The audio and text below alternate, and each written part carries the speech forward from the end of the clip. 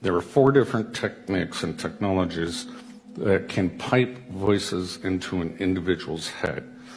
And once you can do that, you can control them using neuro-linguistic programming techniques. You're rewiring their thought processes and brains. And so this gets into what's called offensive information warfare. And they used it, I believe, in the Gulf War to tell the enemy at that time, lay down your guns, this is Allah. And it worked pretty well, because hearing voices which have no direction or sound, you have to assume that it's some spiritual entity. So it works pretty well. And then, I don't know if I'm going to get into this, but there's something called hyper game theory. How do you, they want to see if they can manipulate people to do things that are irrational, but also walk them to their death. And so you can call it a eugenics program even.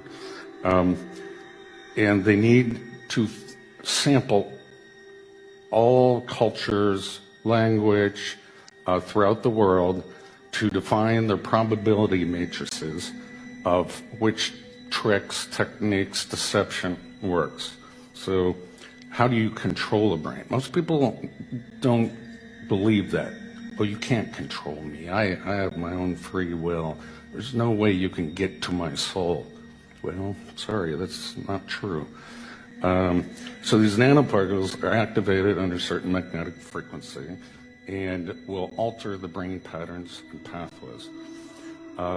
Recently, my school came out, Harvard came out with what you see here on the right slide is the magnified view of a needle that's injected into the brain and puts the scaffolding over the brain, and then it's read that way at a much finer resolution.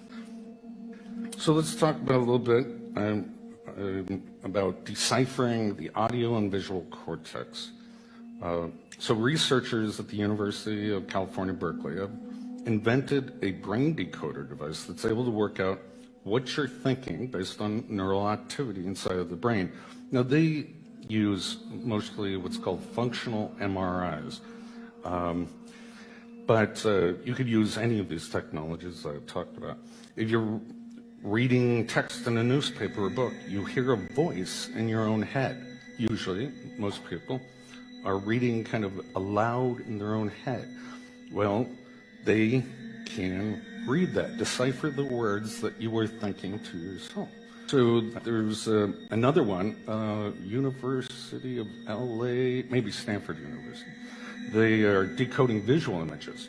So they train the person under a functional MRI, that's the standard technique, to look at images, and then they record them, and then they ask the person to imagine the object. It can also just be imaginary, and the computer will decipher the brain code, and so you're looking at a hammer, you're looking at a saw, that's a house, that's a cat. So the technology in the civilian sector is coming along